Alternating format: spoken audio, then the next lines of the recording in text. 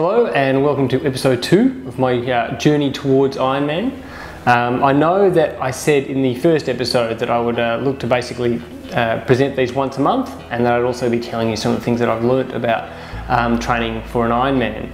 And one of the really important things I've learned over the last few months is that when you combine a full-time job, 3 children and Ironman training, there's not a whole lot of time for shooting and editing videos. So my apologies, I think these will be somewhat more sporadic than I had initially hoped. But the last couple of months have been pretty good. It's coming to May now here in Melbourne, so we're sort of slowly heading from autumn into winter. So I thought I'd just give you a little bit of a backtrack on what's happened over the course of this year so far. So I did my first race for the season, which was an Olympic distance down in Mordialloc, and that went pretty well.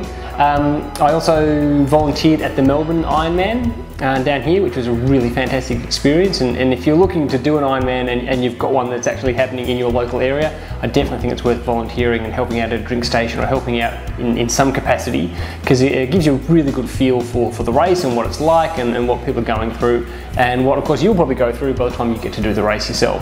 So for the rest of the year I've booked myself in for a 70.3 in Shepparton. It's a challenge 70.3.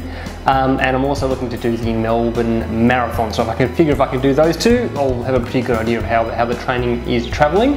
And basically now, just heading into winter, I'm sort of starting to realise that the early morning runs don't happen because it's just too dark and slippery, and the motivation to hop on the trainer for long sessions, I think that's going to be the challenge. It's not so much the physical thing, it's just the mental thing of getting out there and doing it. One of the other things I was going to try and keep tabs on over the course of the lead up to the Ironman was how much money it actually cost, because I did get the feeling that it could be quite a substantial outlay if you're trying to get yourself up for a race like this. But so far it's actually been pretty damn manageable. Spending about $150 per month on a coach, and that gets me all my programs and gives me someone to talk to and get a good feel for how I'm travelling. I've spent about probably $50 on Sufferfest videos, so these are videos you can watch while you're on the cycling trainer. And the only other probably cost so far has been food. I had a few issues early on with just getting really fatigued and really tuck it out, and so I adopted a new diet whereby I would basically eat anything that was within arm's reach, and if it wasn't within arm's reach then I'd walk towards it, and that's been working really well. So I haven't had any issues with fatigue or anything like that, but it does, I reckon, probably cost about an extra $40 per week in terms of just your general grocery bills and things like that. I can remember before I started doing this training that the furthest I'd ever swum was 2K. And I remember when I swam that I felt like a superhero. I felt like I should be handed the keys to the city or something, because it was such a superhuman effort. And since I've been training for the Ironman, I'm now getting up to swims that are sort of 3 and 3.5K. And a few weeks ago I looked at my training schedule and saw that I had a 2K swim scheduled. And I remember thinking, oh sweet, only 2K.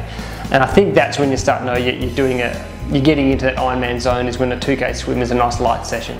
Things are travelling really well. I think my swimming is definitely getting better. Swimming is relatively strong. I'm pretty confident with that. Running's definitely getting better as well. So again, feeling quite confident with that. I'm still can't seem to get a whole lot of pace into it, but certainly my endurance has got a lot better.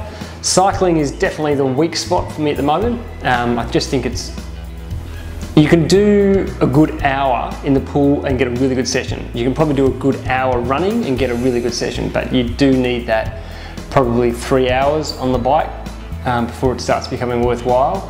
And so I just haven't had the motivation or the intestinal fortitude to go and do that yet. So that's what I've got to start doing, and if it's windy and it's raining, then so be it. You've just got to get out there and put yourself through it. So that's going to be my challenge, I think, for winter, is to actually harden up and actually get out there and ride a bit more. But other than that, I will hopefully over the next couple of videos just sort of focus on the ride, one on the run and one on the swim, just to sort of focus on those things a little bit more. But I'll keep plugging away here. If you've got any feedback, please let me know, and good luck out there. Hope you have a good winter. Cheers, see ya.